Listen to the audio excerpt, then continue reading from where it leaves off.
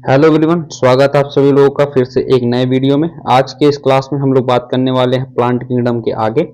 और plant kingdom में हम लोगों ने कल बेसिक चीजें पढ़ी थी, क्लासिफिकेशन सिस्टम पढ़ा था आज, जिसमें हमने कई क्लासिफिकेशन सिस्टम्स के बारे में बात की थी, जो कि दिया गया था किसके लिए, एंजियोस्पर्म के लिए। तो आप सभी लोगों को पता है कि प्लांट किंगडम हम स्टार्ट कर चुके हैं, तो चलिए स्टार्ट करते हैं, ज्यादा टाइम वेस्ट नहीं करते हैं इसमें, ठीक है। प्लांट किंगडम में मल्टीसेलुलर लोग आते हैं, यूकैरियोटिक होते हैं और फोटोसिंथेटिक होते हैं, जिसमें ऑटोट्रॉपिक हमारे कहलाते हैं वो, ठीक है। तो मल्टीसेलुलर ऑर्गेनिज्म आएंगे, यूकैरियोटिक होंगे, फोटोसिंथेसिस करेंगे वो, तो उनको हम ऑटोट्रॉपिक कहेंगे। सबको पता है कि वैसा प्लांट किंगडम में एल्गी आता है, ब्रायोफाइटा आता है, टेरिडोफाइटा आता है, जिम्नोस्पर्म आते हैं, एंजियोस्पर्म आते हैं। हमने कुछ क्लासिफिकेशन किया था पीछे। तो एल्गी से लेकर के जिम्नोस्पर्म तक जो लोग होते हैं वो कैसे होते हैं, वो नॉन फ्लावरिंग प्लांट कहलाते हैं। इनमें किसी भी प्रकार का फ्लावर फूल नहीं बनता है।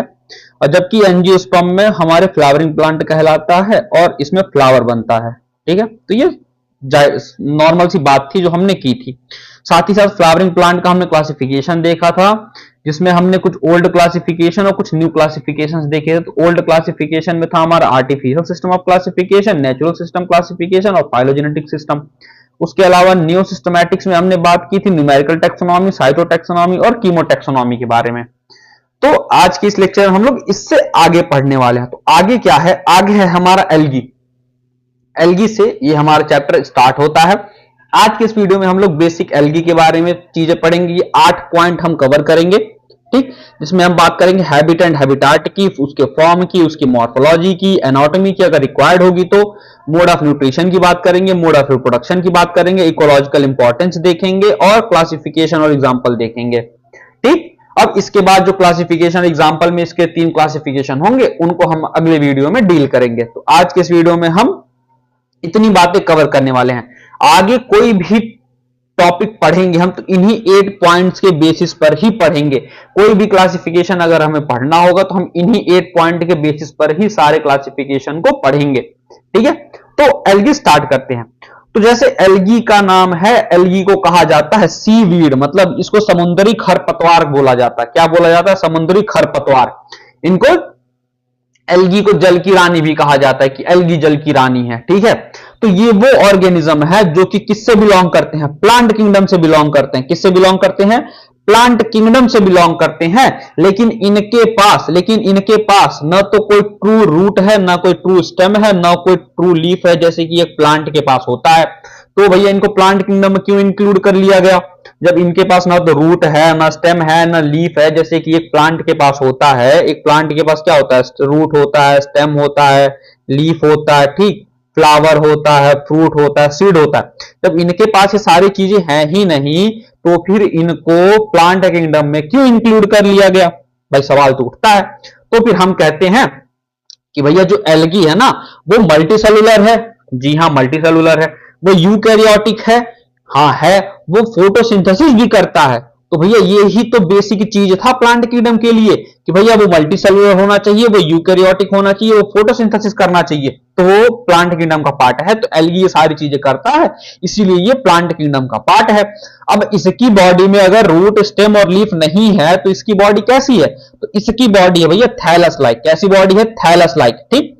इसकी बॉडी है एक इस तरीके से, थैलस लाइक बॉडी है इसकी, ठीक है। इसकी बॉडी कैसी है? थैलस लाइक बॉडी है, इस तरीके से। ना तो उसमें कोई ट्रू रूट है, ना कोई ट्रू स्टेम है, ना कोई ट्रू लीफ है। इसीलिए इनको हम मेंबर ऑफ थैलोफाइटा भी बोलते हैं। किसके मेंबर बोलते हैं? थैलोफाइटा के मेंबर भी इसको हम बोलते हैं। तो ये बेसिक बात थी एल्गी के बारे में।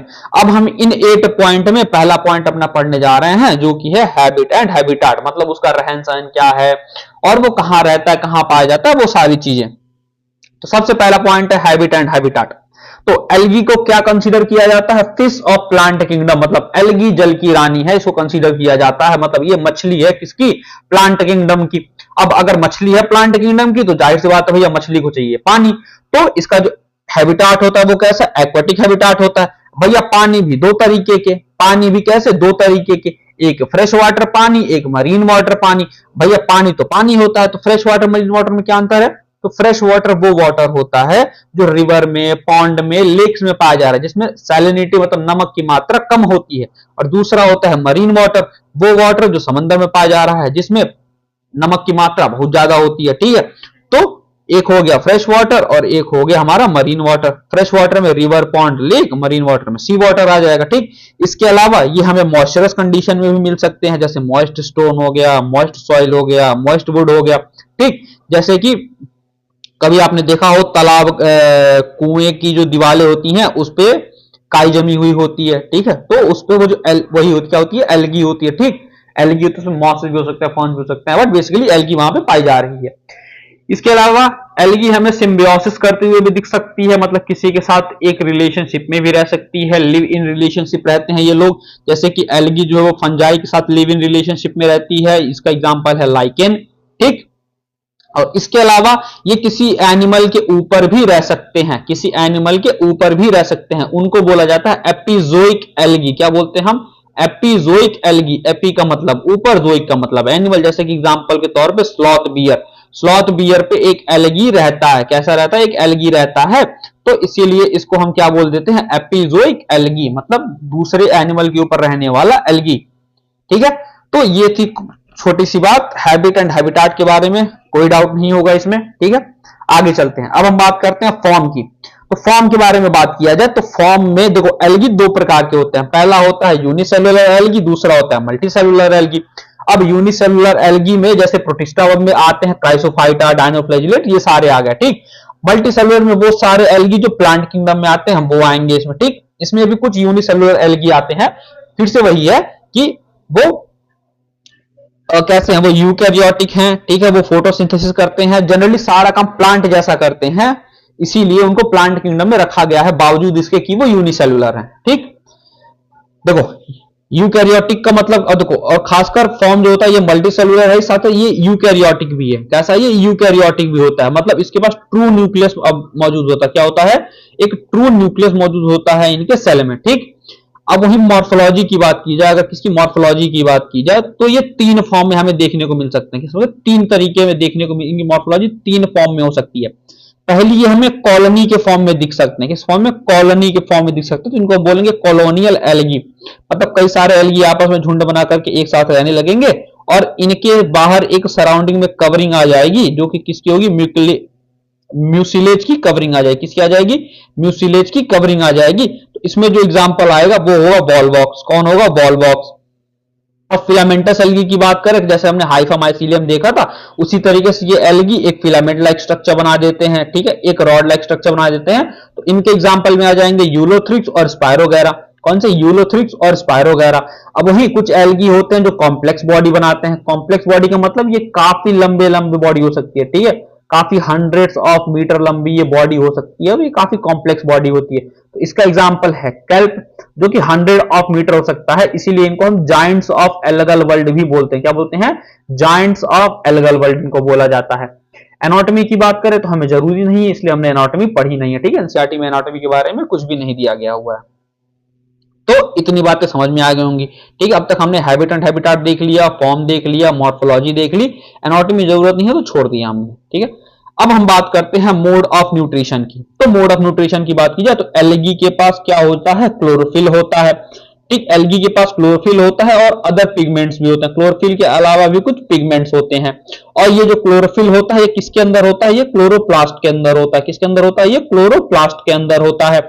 और जब इनके पास क्लोरोफिल है तो ये करेंगे फोटोसिंथेसिस, और जब फोटोसिंथेसिस करेंगे तो ये हो जाएंगे कैसे, ऑटोट्रॉपिक, ठीक।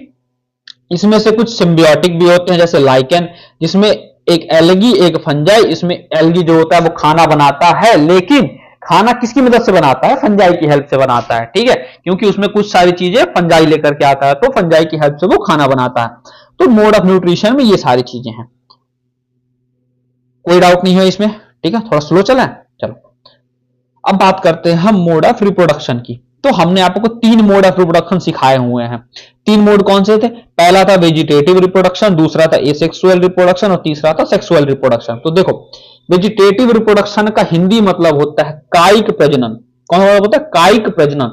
अब कायिक जो शब्द है वो आया हुआ है काया से, और काया का अंग्रेजी का मतलब होता है बॉडी। मतलब ऐसी रिप्रोडक्शन जिसमें बॉडी ही इन्वॉल्व हो रिप्रोडक्शन करने के लिए, उसको बोलेंगे हम वेजिटेटिव रिप्रोडक्शन। और इसकी जो बॉडी होती है वो कैसी होती है भैया, सबको पता है एल्गी की बॉडी थैलस लाइक होती है। कैसी होती है? थैलस लाइक बॉडी होती है, इसमें कोई भी ट्रू रूट लीफ स्टेम नहीं पाया जाता। तो अब जो यही बॉडी होती है, यही बॉडी क्या करती है? रिप्रोडक्शन करती है। कैसे कैसे करती है वो देखो। पहला होता है फिजन, दूसरा होता है बडिंग, तीसरी होती है फ्रेगमेंटेशन। पहला होता है फिजन, दूसरी होती है बडिंग, तीसरी होती है फ्रेगमेंटेशन। फिजन में क्या होता है? एक एलगी दो एलगी में डिवाइड हो जाती है, एक एलगी दो एलगी में डिवाइड हो जाती है, तो इसको बोलते हैं हम क्या? Binary fission. क्या बोलते हैं?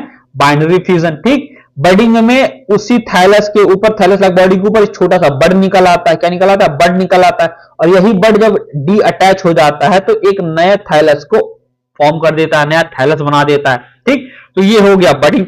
फ्रेगमेंटेशन बहुत जरूरी है। क्यों भैया? क्योंकि maximum of the algae fragmentation करते हैं। क्या करते हैं? फ्रेगमेंटेशन करते हैं। तो होता इसमें यह है कि एल्गी अपने थैलस का फ्रेगमेंट बनाता है और यही फ्रेगमेंट आगे चल के क्या करते हैं? कंप्लीट थैलस बना देते हैं। ठीक। सपोज करो कि ये वाला जो पार्ट था वो यहां आ गया, ये वाला पार्ट यहां आ गया और सेंटर वाला पार्ट यहां चल गया, तो ये पूरी की पूरी बॉडी को फिर से क्या करेगा? बना देगा इस तरीके से। ठीक। तो इसमें फ्रेगमेंट ही कंप्लीट बॉडी को बना दे रहा है, इसीलिए नाम है इसका फ्रेगमेंटेशन। और मैक्सिमम ऑफ द एल्गी यही करते हैं। क्या करते हैं? फ्रेगमेंटेशन करते हैं। अब अगर बात करें एसेक्सुअल रिप्रोडक्शन की, तो इसमें किसी भी प्रकार का गैमेट फॉर्मेशन नहीं होता है। पता भैया कि एसेक्सुअल रिप्रोडक्शन में जब पेरेंट है ही नहीं तो गैमेट बनेगा नहीं, और तो गैमेट नहीं बनेगा तो भैया किसी स्पेशल स्ट्रक्चर से हमें कुछ करना पड़ेगा। तो इनके थैलस में एक स्पेशल स्ट्रक्चर बनता है। क्या बनता है? एक स्पेशल स्ट्रक्चर बनता है। इनके थैलस में एक स्पेशल स्ट्रक्चर बनता है और इसका नाम होता है क्या? स्पोरेंजिया। अब सबको पता है भैया किसी शब्द के आखिरी में अगर एंजिया आता है तो इसका मतलब होता है it will produce. It will produce, और क्या प्रोड्यूस करेगा ये? जो उसके आगे लिखा होगा। मतलब इसके आगे लिखा है स्पोर, तो ये प्रोड्यूस करेगा स्पोरेंजिया। मान लो मेरे नाम के आगे लिखा होता है, पीछे लिखा होता है एंजिया, अभिषेक एंजिया, तो क्या प्रोड्यूस करता है वो? अभिषेक को प्रोड्यूस करता है वो। तुम्हारे नाम के आप पीछे लिखा हो तो तुम्हें प्रोड्यूस करता है वो। तो एंजिया जिसके नाम के पीछे लग जाएगा उसको वो प्रोड्यूस कर देगा, जैसे स्पोरेंजिया, गैमेटेंजिया। ठीक। अब ये जो स्पोरेंजिया है इसमें छोटे छोटे हैप्लॉइड स्पोर्स बनते हैं। क्या बनते हैं? छोटे छोटे हैप्लॉइड स्पोर्स बनते हैं। और जब यही स्पोरेंजिया हमारी रप्चर होती है, क्या होती है? जब यही रप्चर होती है तो यही स्पोर्स बाहर आते हैं, और जब यही स्पोर्स बाहर आकर के किस पे? ग्राउंड पे गिरते हैं। किस पे गिरते हैं? ग्राउंड पे गिरते हैं। तो पूरी एक थैलस, कंप्लीट थैलस ये करते हैं, फॉर्म कर देते हैं। ठीक है, फिर से समझ लो। इसकी थैलस लाइक बॉडी में एक स्पेशल स्ट्रक्चर बनता है जिसको हम बोलते हैं स्पोरेंजिया, और स्पोरेंजिया के अंदर बनते हैं क्या? स्पोर्स। और वो भी कैसे? Haploid spores. अब ये जो हैप्लॉइड स्पोर्स जमीन पर गिरते हैं, ग्राउंड पर गिरते हैं, तो ये पूरी की पूरी एक बॉडी बना देते हैं, कंप्लीट बॉडी बना देते हैं, जिसको हम थैलस बोलते हैं। ठीक है। तो इसमें ना तो किसी गैमेट का फॉर्मेशन हुआ, ना ही फ्यूजन वगैरह हुआ, और क्या हुआ? सिर्फ एक स्पेशल स्ट्रक्चर से फिर से नई बॉडी का फॉर्मेशन हो गया। अब देखो भैया, इसमें ये जो हमारे स्पोर्स हैं ये दो तरीके के हो सकते हैं। कैसे? अगर ये स्पोर्स कैसे हुए? मोटाइल हुए, मतलब इनमें फ्लैजिला पाया गया, तो इनको बोलेंगे हम क्या? जूस्पोर। क्या बोलेंगे इनको हम? जूस्पोर। अगर ये स्पोर कैसा हुआ? मोटाइल स्पोर हुआ, तो इनको बोलेंगे जूस्पोर। अगर यही स्पोर हमारा नॉन मोटाइल हुआ, मतलब इसमें फ्लैजिला नहीं पाया गया, तो इसको बोलेंगे हम क्या? एप्लानोस्पोर। ए सेक्सुअल रिप्रोडक्शन दो तरीके के स्पोर्स से हो सकता है, या तो वो जूस्पोर होगा या तो वो एप्लानोस्पोर होगा। वहीं वेजिटेटिव रिप्रोडक्शन तीन तरीके से होता है: फिजन, बडिंग, फ्रेगमेंटेशन, जिसमें फ्रेगमेंटेशन सबसे ज्यादा होता है। तो वेजिटेटिव रिप्रोडक्शन खत्म कर लिया हमने, एसेक्सुअल रिप्रोडक्शन खत्म कर लिया हमने। ठीक है, इसमें कोई भी डाउट नहीं होगा आपको। अब हम बात करते हैं सेक्सुअल रिप्रोडक्शन की। तो सेक्सुअल रिप्रोडक्शन में सपोज करो कि एल्गी है, एल्गी की बात कर रहे हैं। एल्गी में हमारे पास दो बॉडी है। ठीक है, सपोज करो ये दो हमारी बॉडी है, एक है हमारा मेल थैलस, दूसरा है हमारा फीमेल थैलस। क्या है? एक है हमारा मेल थैलस, दूसरा है हमारा फीमेल थैलस। ठीक, ये मेल थैलस, ये फीमेल थैलस। ठीक। अब मेल थैलस से प्रोड्यूस हुआ मेल गैमेट और फीमेल थैलस से प्रोड्यूस हुआ फीमेल गैमेट। इतनी बात समझ में आई कि दो थैलस थे, एक मेल थैलस एक फीमेल थैलस। मेल थैलस से बना मेल गैमेट, फीमेल थैलस से बना फीमेल गैमेट। दोनों के दोनों कैसे हैं? मोटाइल हैं। अब इन दोनों का आपस में फ्यूजन हुआ तो उसको बोलते हैं हम फर्टिलाइजेशन। क्या बोलते हैं? फर्टिलाइजेशन हुआ। अब जब फर्टिलाइजेशन हुआ तो हमने आपको दो प्रोसेस समझाए थे। एक समझाया था प्लाज्मोगैमी और एक समझाया था कैरियोगैमी। तो भैया प्लाज्मोगैमी क्या होती है और कैरियोगैमी क्या होती है? प्लाज्मोगैमी होती है फ्यूजन ऑफ प्लाज्मा। क्या होती है? फ्यूजन ऑफ प्लाज्मा, या फिर इसी को हम साइटोप्लाज्म बोल देते हैं। ठीक, साइटोप्लाज्म बोल देते हैं। तो जब साइटोप्लाज्म का फ्यूजन होगा तो उसको बोलेंगे हम प्लाज्मोगैमी, और वहीं जब न्यूक्लियस का फ्यूजन होगा तो उसको बोलेंगे हम कैरियोगैमी। अब एलगी का जो सेक्सुअल रिप्रोडक्शन होता है, इसमें प्लाज्मोगैमी और कैरियोगैमी साइमल्टेनियस होते हैं। कैसे होते हैं भैया? साइमल्टेनियस होते हैं, एक साथ होते हैं। तो इसीलिए इनको बोला जाता है क्या? सिनगैमी। क्या बोलते हैं हम? सिनगैमी। सिन का मतलब साथ, गैमी का मतलब हमारा गैमस, ठीक है। तो इसमें प्लाज्मोगैमी और कैरियोगैमी साथ साथ होती है, इसलिए इसको बोलते हैं सिनगैमी। अब जब फर्टिलाइजेशन हो गया तो यह एक डिप्लॉयड स्ट्रक्चर बनाता है, जिसको बोलते हैं हम क्या? जायगोट। क्या बोलते हैं हम? जायगोट। फिर यही जायगोट आगे चल करके कंप्लीट बॉडी बनाता है, ठीक है। अब देखो, सिनगैमी जो होती है वो 3 प्रकार की होती है, हमने बताई थी भैया आपको, ठीक है। कौन कौन सी बताई थी हमने? सबसे पहले बताया था हमने आइसोगैमस, दूसरा बताया था एनाइसोगैमस, तीसरा बताया था हमने ऊगैमस, ठीक। अब आइसोगैमस, एनाइसोगैमस, ऊगैमस क्या होता है वो समझ लो। देखो, आइसो का मतलब होता है सेम, मतलब ऐसा होगा कि मेल और फीमेल गैमिट सेम होंगे, ठीक। तो दो, एक मेल एक female gamete similar in size होते हैं, और कैसे होते हैं? मोटाइल होते हैं, मतलब इनमें फ्लैजिला मौजूद है, ये फ्लैजिलेटेड होते हैं। कैसे होते हैं? सिमिलर इन साइज होंगे ये, और इनमें फ्लैजिला पाया जाएगा। तो इनको हम ये जो जिस तरीके का ये सिनगैमी करते हैं वो होती है क्या? आइसोगैमस, ठीक। अब आइसोगैमस में जो ये लोग करते हैं उनके एग्जांपल है यूलोथ्रिक्स। यूलोथ्रिक्स कौन सी आइसोगैमी करते हैं? जिसमें दोनों गैमिट्स जो होती हैं वो सिमिलर इन साइज होती हैं और मोटाइल होती हैं। अब आइसोगैमस में ही एक दूसरा बनता है जिसका नाम है स्पाइरोगैरा। क्या नाम है? स्पाइरोगैरा। ये क्या करता है? इसमें सिमिलर साइज के गैमेट्स तो होते हैं, लेकिन ये दोनों के दोनों नॉन मोटाइल होते हैं। कैसे होते हैं? नॉन मोटाइल होते हैं। ये भी आइसोगैमस टाइप का ही सिनगैमी करता है, ठीक। तो आइसोगैमस में 2 तरीके के हमने बता दिए, एक में फ्लैजिला मौजूद है, एक में फ्लैजिला मौजूद नहीं है। जिसमें फ्लैजिला मौजूद है उसका एग्जांपल है यूलोथ्रिक्स, और जिसमें मौजूद नहीं है उसका एग्जांपल है स्पाइरोगैरा। अब एन आइसोगैमस की बात करें तो भैया नाम समझ में आ रहा है, आइसो का मतलब सेम, एन का मतलब नहीं होगा, मतलब इनके दोनों गैमेट्स आपस में सेम नहीं होंगे।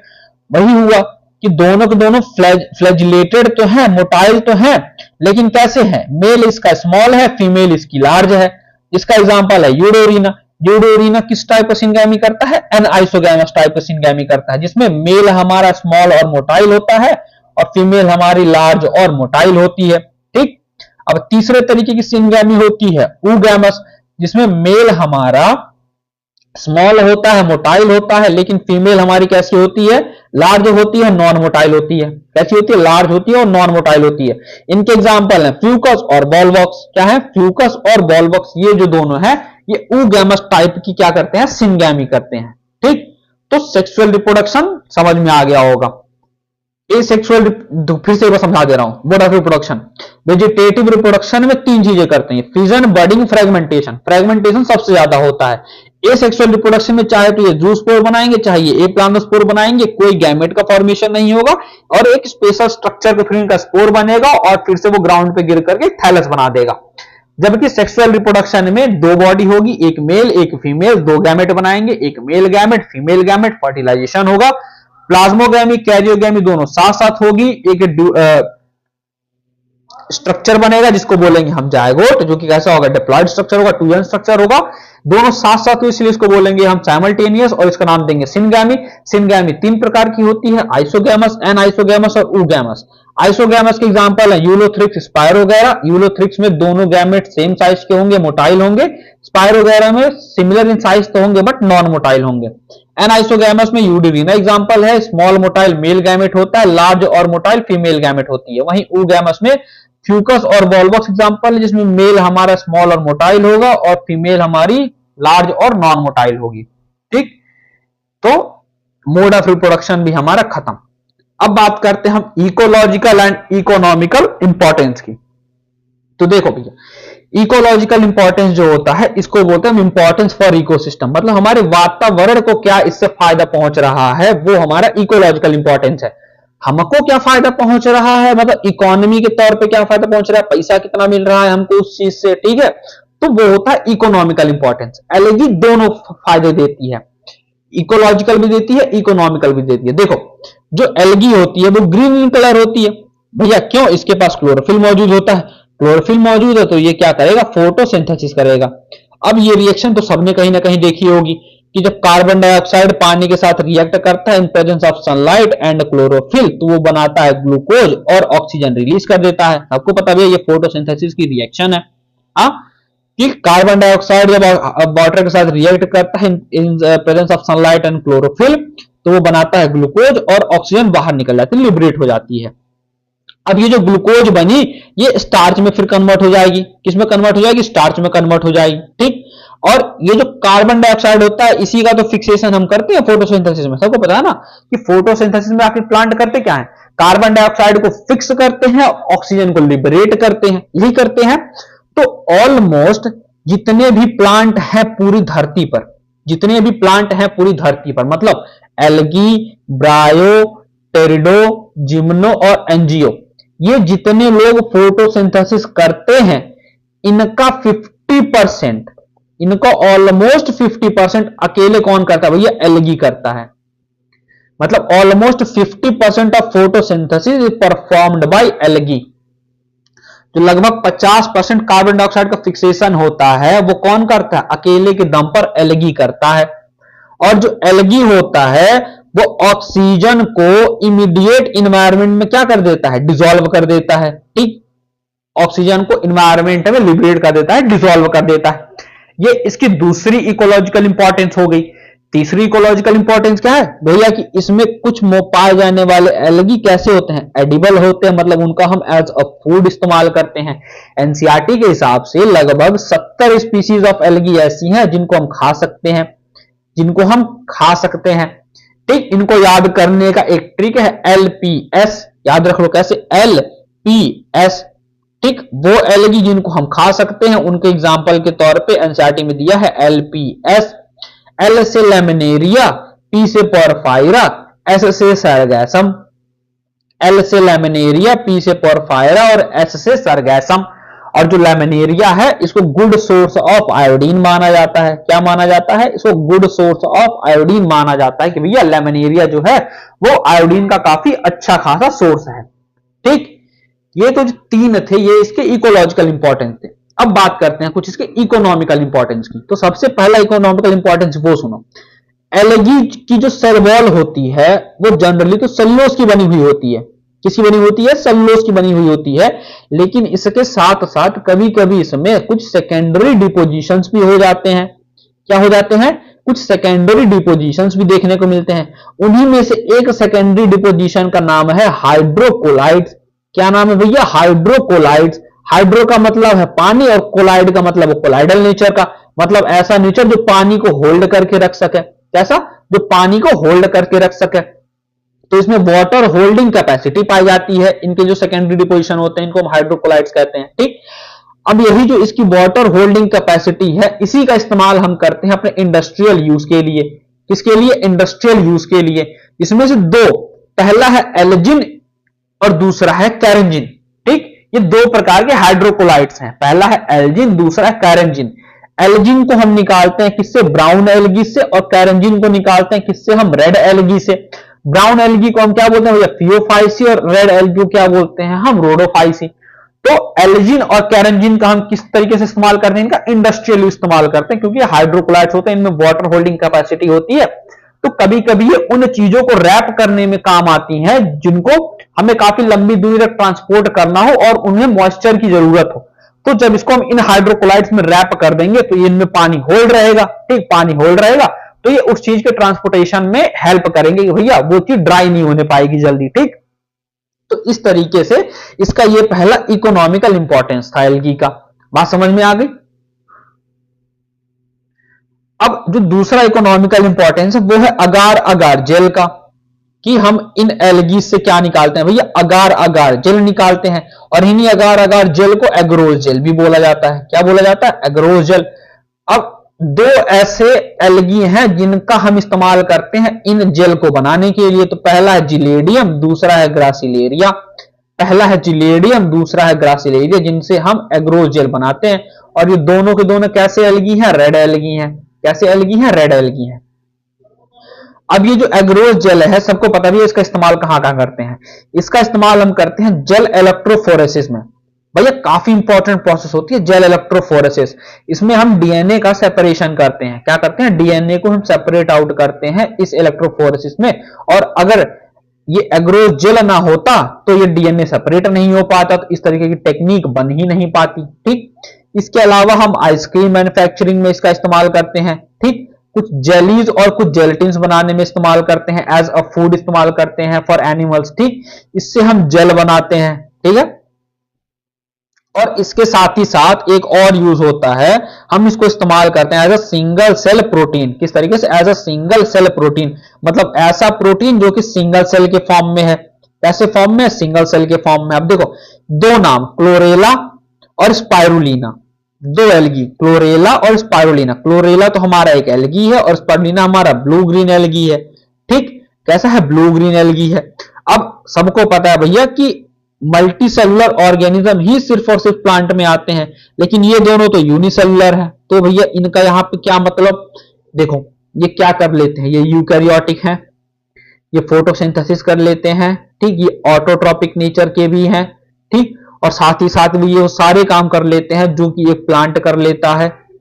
ठीक, तो सिर्फ यूनिसेलुलर होना ही इस बात का वो नहीं है कि भैया ये प्लांट किंगडम में बिलोंग नहीं करता। एनसीईआरटी ने साफ लिखा हुआ है, कुछ यूनिसेलुलर एल्गी और कुछ मल्टीसेलुलर एल्गी पाए जाते हैं इनमें। ठीक, तो यूनिसेलुलर में क्लोरेला और स्पाइरुलिना हमारे पाए जा रहे हैं। ये दोनों के दोनों काफी अच्छे सोर्स ऑफ प्रोटीन माने जाते हैं, इसीलिए इनको एस्ट्रोनॉट्स जो होते हैं वो स्पेस में ले जाकर के ग्रो करते हैं, इस्तेमाल करते हैं। क्यों?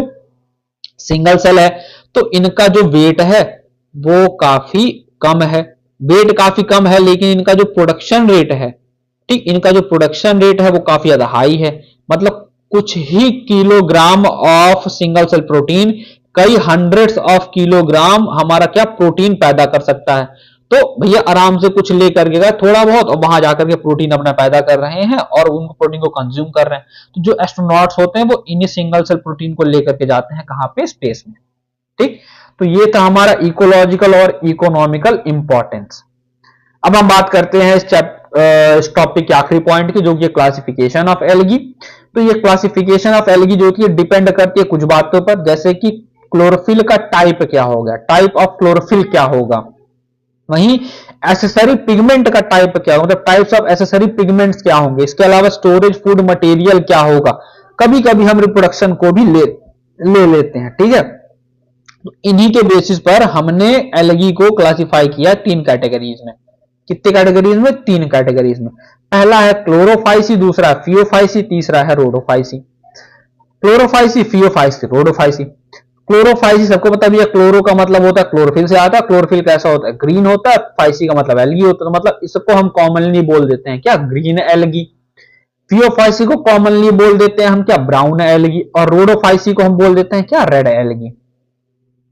ठीक, अब इन तीनों में जो टाइप ऑफ क्लोरोफिल होता है वो देखो, इसमें भी क्लोरोफिल ए पाया जाता है, इसमें भी क्लोरोफिल ए, इसमें भी क्लोरोफिल ए। तो भैया जब इन तीनों में क्लोरोफिल ए ही पाया जा रहा है तो इन तीनों में अंतर क्या हुआ? अंतर लेकर के आते हैं दूसरे टाइप के क्लोरोफिल। वो कौन से हैं भैया? ग्रीन एल्गी में ए के अलावा बी भी पाया जाता है, ब्राउन एल्गी में ए के अलावा सी भी पाया जाता है, और रेड एल्गी में ए के अलावा डी भी पाया जाता है। क्या पाया जाता है? डी भी पाया जाता है। अब देखो इनको याद कैसे करोगे? तो ये तो याद हो जाएंगे ना, क्लोरोफाइसी, फियोफाइसी, रोडोफाइसी। ठीक, इन सब में क्लोरोफिल ए कॉमन है। ठीक, अब उसके बाद सिर्फ याद कर लो बी सी डी, मतलब क्लोरोफाइसी में सी के बाद क्या आता है, मतलब सी से पहले क्या आता है? बी आता है। ठीक, तो बी हो जाएगा यहां पे, फिर सी हो जाएगा फियोफाइसी में, रोडोफाइसी में डी हो जाएगा। ठीक, क्योंकि देखो रोडो में डी आता है तो यहां से डी आ जाएगा। याद करने का तरीका है। इसके अलावा कुछ एसेसरी पिगमेंट्स भी होते हैं क्लोरोफिल के अलावा, जैसे कि क्लोरोफिल में बीटा कैरोटीन पाया जाता है। क्या पाया जाता है? बीटा कैरोटीन पाया जाता है। फियोफाइसी में ज़ैंथोफिल, फ्यूकोज़ैंथीन और कुछ कैरोटीनॉइड्स पाए जाते हैं। क्या क्या पाए जाते हैं भैया? फिर से देख लो, ज़ैंथोफिल पाया जाता है, फ्यूकोज़ैंथीन पाया जाता है और कुछ कैरोटीनॉइड्स भी पाए जाते हैं। वहीं रोडोफाइसी में क्या पाया जाता है? आर फाइकोएरिथ्रिन पाया जाता है। क्या पाया जाता है? आर फाइकोएरिथ्रिन पाया जाता है एज अ एसेसरी पिगमेंट। ठीक, तो ये थी एक इंट्रोडक्शन वाला पार्ट किसके लिए भैया? एल्गी के लिए। ठीक है, हमने एल्गी के बारे में सारी बेसिक बातें जो भी थी सारी कर ली। अगले लेक्चर में हम क्लोरोफाइसी, फियोफाइसी और रोडोफाइसी को एक लेक्चर में डील करेंगे। ठीक है, तो मिलते हैं आप लोगों से अगले लेक्चर में। तब तक आप लोग पढ़ाई करते रहिए। अगर ये लेक्चर आप लोगों को पसंद आया हो तो वीडियो को लाइक कीजिएगा, शेयर कीजिएगा और चैनल को सब्सक्राइब करना मत भूलिएगा।